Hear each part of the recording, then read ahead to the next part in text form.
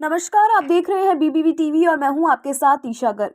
दिल्ली की सत्ता में 27 साल के लंबे अंतराल के बाद बीजेपी की जोरदार वापसी हो चुकी है।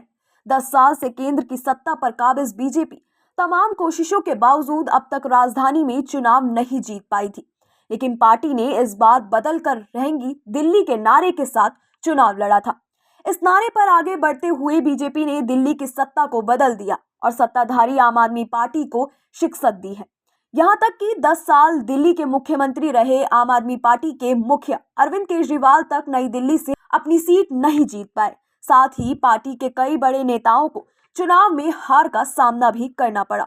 प्रचंड जीत के बाद दिल्ली में बीजेपी के अगले मुख्यमंत्री के नाम को लेकर सबसे ज्यादा चर्चा बनी हुई है।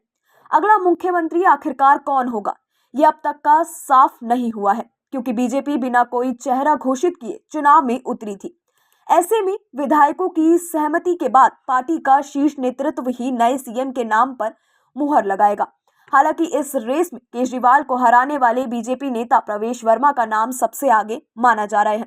इसके अलावा भी वीरेंद्र गुप्ता, आशीष सूद, मोहन सिंह बिष्ट और सतीश उपाध्याय जैसे कई नामों की चर्चा तेज है। दिल्ली में अगला सीएम तय करने से पहले बीजेपी कई फैक्टर्स का ध्यान जरूर रखेगी, ताकि आगामी 5 साल तक सुचारू ढंग से सरकार को चलाया जा सके और पार्टी के कोर वोट बैंक से इतर नए मतदाताओं को भी अपने साथ जुड़ने में मदद कर सके। आइए जानते हैं क्षेत्रीय समीकरण कैसे अहम रहेगा। प्रधानमंत्री नरेंद्र मोदी ने दिल्ली में बीजेपी की जीत के बाद दिए अपने पहले भाषण में राजधानी को मिनी हिंदुस्तान कहा था। इससे साफ है कि दिल्ली में पूर्वांचली, हरियाणवी, पहाड़ी और पंजाबी समेत कई क्षेत्रों के वोटर रहते हैं, जिनका अलग अलग इलाके में प्रभाव है। मनोज तिवारी जैसे नेता का दिल्ली में आकर बसना और यहाँ की राजनीति में शीर्ष तक पहुंचना इस बात का खास गवाह है।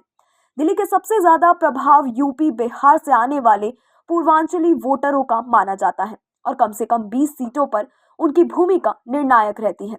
इसी तरह हरियाणा की सीमा से सटे करीब 10 सीटों पर बीजेपी का प्रदर्शन शानदार रहा है। इसके अलावा 10% से ज्यादा पंजाबी मतदाताओं वाली 28 सीटें में बीजेपी को इस बार 23 सीटों पर जीत हासिल हुई है।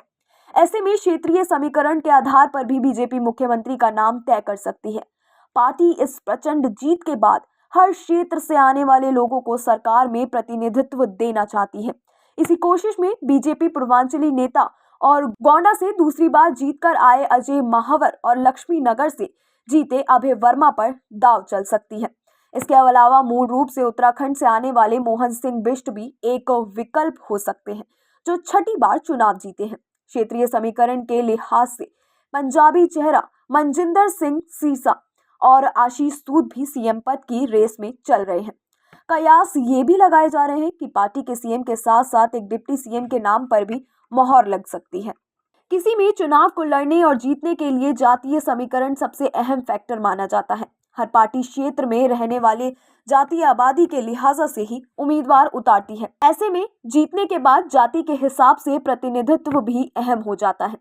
इस लिहाज से देखें तो प्रवेश वर्मा जाट समुदाय से आते हैं और ऐसी 13 जाट बहुल सीटों में से 12 पर बीजेपी ने जीत दर्ज की है।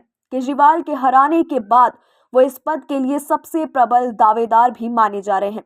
इसके अलावा विश्व समुदाय से आने वाले विजेंद्र गुप्ता 2 बार दिल्ली विधानसभा में नेता विपक्ष रह चुके हैं। मालवीय नगर से जीते सतीश उपाध्याय दिल्ली में पार्टी का ब्राह्मण चेहरा साबित हो सकते हैं। साथ ही सिख समुदाय के मनजिंदर सिंह सिरसा दिल्ली सिख गुरुद्वारा प्रबंधन कमेटी के अध्यक्ष भी रह चुके हैं।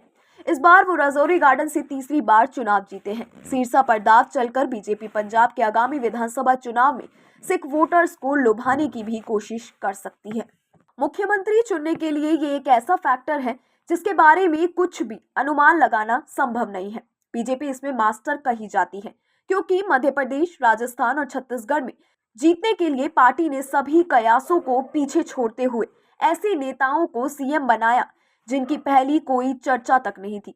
इसी तरह उड़ीसा में भी बीजेपी ने मोहन चरण मांझी को मुख्यमंत्री बनाकर सभी को चौंका दिया था। ऐसे में आखिरी पंक्ति में बैठा कोई बीजेपी विधायक दिल्ली का अगला सीएम बन सकता है। ऐसे में कयास ये भी लगाए जा रहे हैं कि बीजेपी दिल्ली के किसी सांसद को अगला सीएम बना सकती है, लेकिन ये फैसला पार्टी के लिए काफी चुनौती भरा हो सकता है।